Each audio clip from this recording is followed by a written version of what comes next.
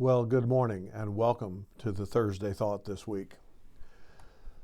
Over the more recent years, many of us have been participants in social media. Twitter, Facebook, Instagram, or whatever may float your boat. Many of us take part in one or more of these social get-togethers. I myself do only Facebook. I know that platform is quickly becoming an old person's platform, but I don't care.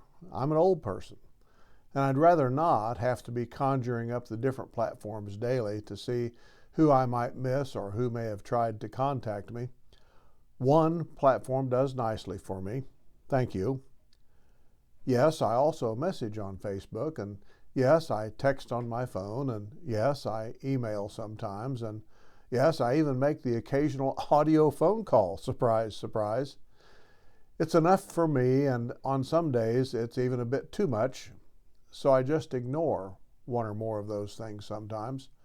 Social media has received a lot of vitriol, congressional investigations, lawsuits, and other assorted criticisms lately. Some of it, I suppose, is merited, some is not, I would think. Yes, algorithms do steer one to places where one may not be edified, if I can use that word appropriately.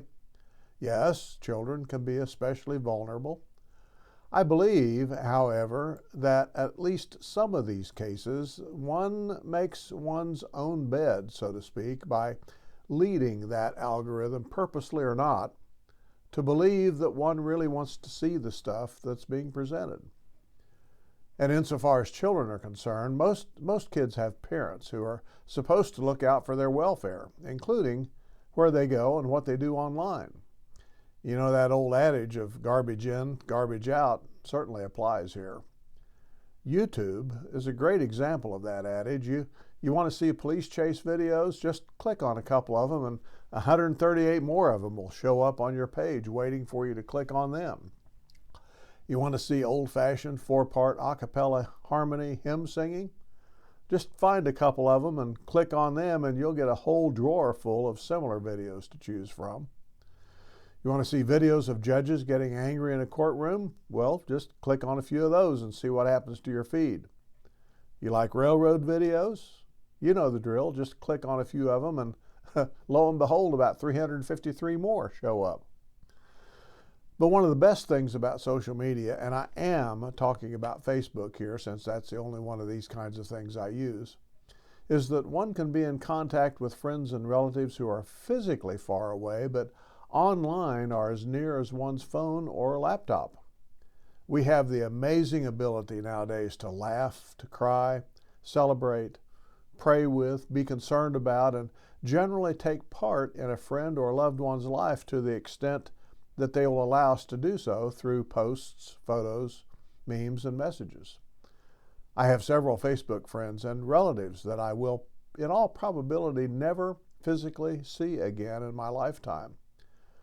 I cherish those relationships, however, almost as much as those relationships that are born out of physical proximity to one another. Through social media, I have both given and received comfort, advice, counsel, news, and whatever else that can be transmitted through the written word or photos. I have walked with dear friends that I hadn't seen in decades as they bravely fought and then succumbed to terminal illness. I've received great advice in life and living from those that I love through social media. I've shared celebrations, weddings, children, birthdays, tears of joy as well as sorrow, and a host of other emotions and thoughts through the internet. I've followed individuals and families as they moved from one location to another, one job to another, one tragedy to another, one joy to another. Well, just as it is with anything else, social media is neither right or wrong, neither good or bad. It just is. It's what we do with it, how we use it or abuse it, that is the thing. Just like fentanyl, it can be used for good, for comfort and healing, or for bad, for tragedy and death. Social media is, in large part, what we make of it, in my humble opinion. All too often, I think, we blame the thing for our societal ills and ailments rather than blame the ones who make the thing the way it is, ourselves.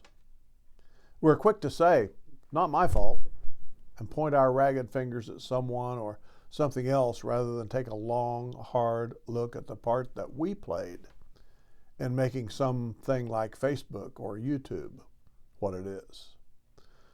Oh, and while we're pointing fingers, let's also understand that we are the ones who have made government dysfunctional. We're the ones who have made government chaotic and deeply in debt. We are the ones who have made our schools reel under the weight of having to do so much more with our children than just teaching the 3 R's. We are the ones who have made relationships with other humans toxic and abusive. We are the ones who have made our society greedy and self-centered. And we are the ones who have made our world an often difficult and dangerous place. Yes, we are the ones. We are also the ones who can take to heart the universal command to do unto others as we would have others do unto us. We are the ones who can take to heart the universal command to love one another. We are the ones who can take to heart the universal admonition to be kind to one another, tender-hearted, forgiving one another.